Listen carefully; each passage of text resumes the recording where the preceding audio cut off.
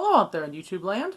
Welcome back to our channel. Today we thought we'd take a trip down memory lane as well as some modern stuff. Some new stuff too. So we thought we'd discuss some music. Before we get started, we wanted to mention that the winner of our makeup giveaway is a girl named Zarina Ortega. And congratulations to her. So we'll be doing other giveaways in the future, so just keep watching the channel and watching our social media so you can find out about when the next giveaway is going to happen. And please, when you subscribe, don't subscribe just for the giveaways. We will eliminate you from the raffle copter if you've dropped the subscription in the middle of the giveaway just to cycle. be for, the giveaway thing. We want subscribers because you enjoy our content, not just because we're giving away something. Right. So, I guess with that being said, we'll get into today's video. Yes. So we kind of decided, since we talked about some of our favorite movies, particularly the favorite vampire movies, really what else do we like to do, and that's music. Yes. Listening to our old favorites, our new bands coming out that, really are evolving their sound. Just things that kind of get us into a groove, kind of make us work through our days. And sometimes, as an inspiration to keep going in whatever it is that we're having to deal with. Yeah, and that's been a couple of bands throughout life, and particularly in the past few years. And starting with kind of the newer release, I think it was the 2019 release. Mm-hmm. And that is Motionless in White, led by lead singer Chris Motionless. They released their album Disguise not too long ago, and it's really a different sound. It's definitely a goth, rock, goth metal sound, but he wrote to a lot of applicable things. And we really like the variety on this. The continuation from his other albums plus the new stuff. And that album is Disguise. And there was an alternative cover, but they were very limited edition. So it's not available anymore. I think the alternate was available in both vinyl and CD and, of course, streaming. But, Right. We just got the alternative cover CD, but we only are showing the standard one because that's the only one available anymore. Right, and that would be what you would look for if you were interested in Motionless in White, and I highly recommend them. Yes. We've seen them live. They put on an amazing show. They're getting ready to go back out on tour. And they have an amazing sound. Yes. They really touch on their audience, their fans, in life in general. And it's nice to see a modern band that is still willing to take chances and Right. still willing to be creative instead of just kind of following what the status quo does.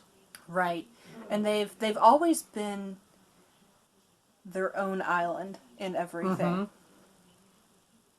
And, for me, I can specifically say that, a lot of their music speaks to me on several different levels, and when I'm having, a frustrating day, or if I have a doctor's appointment I don't really want to go to, if I pop in Motionless in White, it's a good distraction to keep me from dwelling on those things I don't want to think about.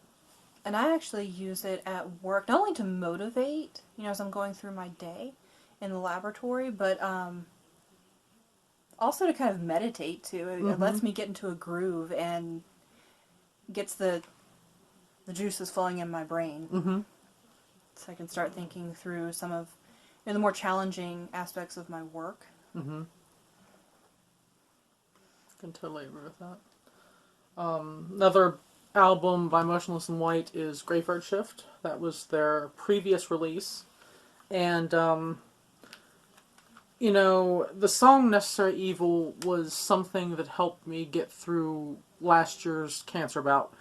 Because there's a part in it that says, "It's my party and I'll die when I want to."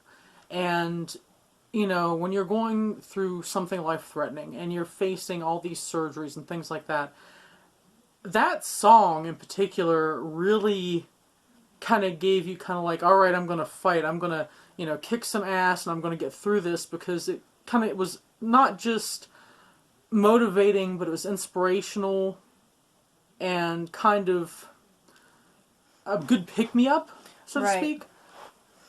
And that was actually a song, that and a song 570. Mm-hmm. That, you know, a couple of years ago, I was going through a lot of medical issues and had some really close calls. Mm-hmm. And I was listening to Motionless and White, and I would listen to them in the hospital Mm-hmm. with my phone. And that was one of the songs, and it was just motivating of, yeah, you're going to get through this, you're going to make it through it, and you're going to do it with your own sense of self and on your terms. So Really important stuff. right.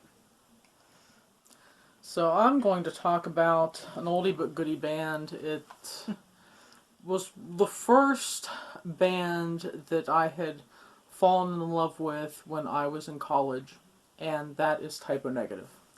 And in particular, the album October Rust. When Peter Steele died, it struck me so hard that I stopped listening to music, period, for about 5 years. I didn't listen to anything at all, really. And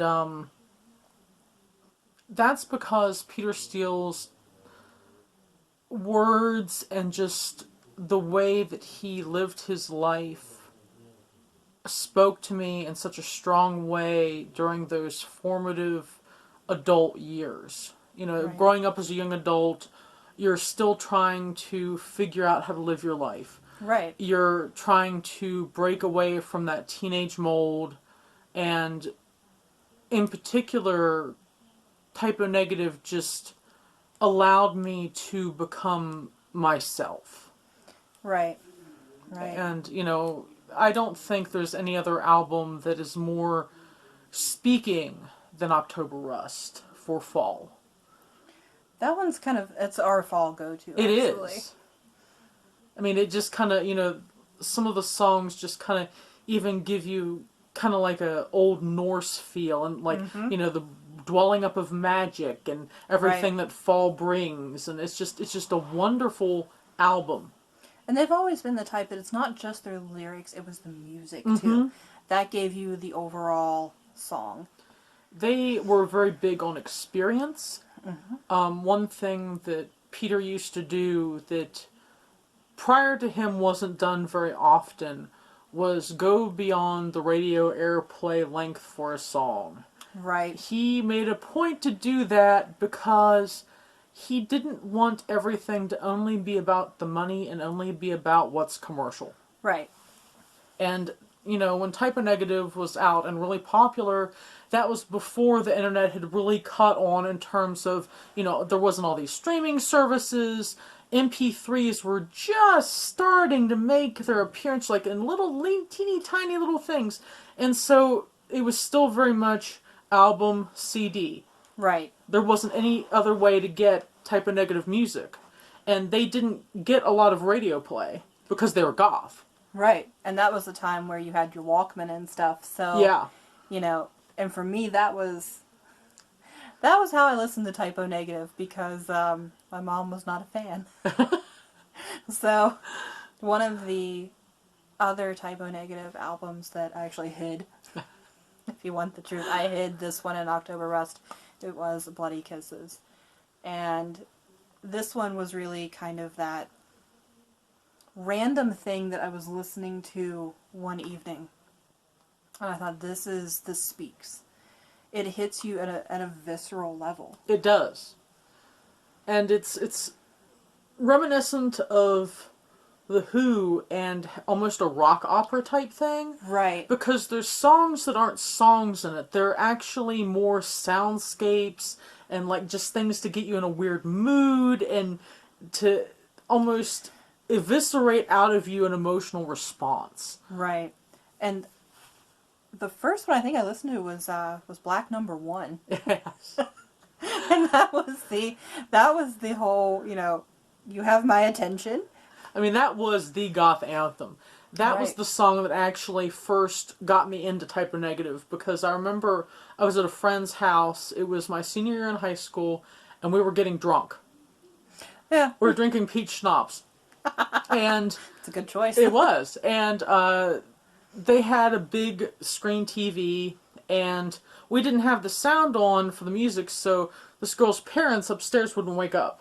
Mm-hmm. And I saw this video come on that had this, tall, beautiful, looming vampire guy, and he's walking around and has fangs and the whole bit, and I'm, Right. me being the vampire nut, I'm just like, oh my god, I have to find this band. So I sat there, even in my drunken stupor, and remember what the name of the band was so I could go find the album the next day.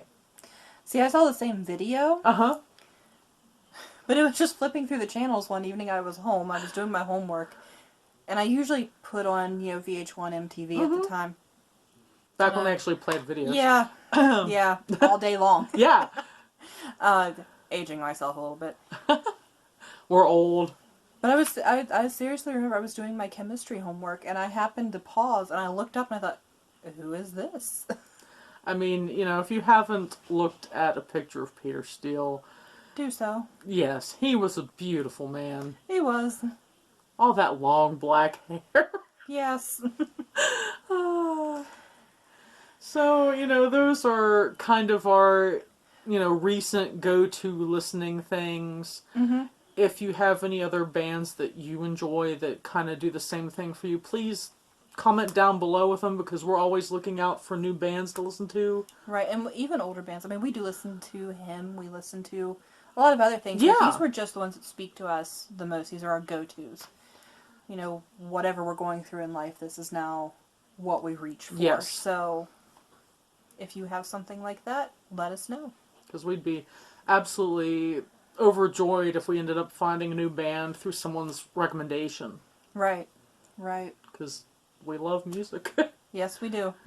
So, well, with that, we'll say goodbye for this week, and hope you all have a good week.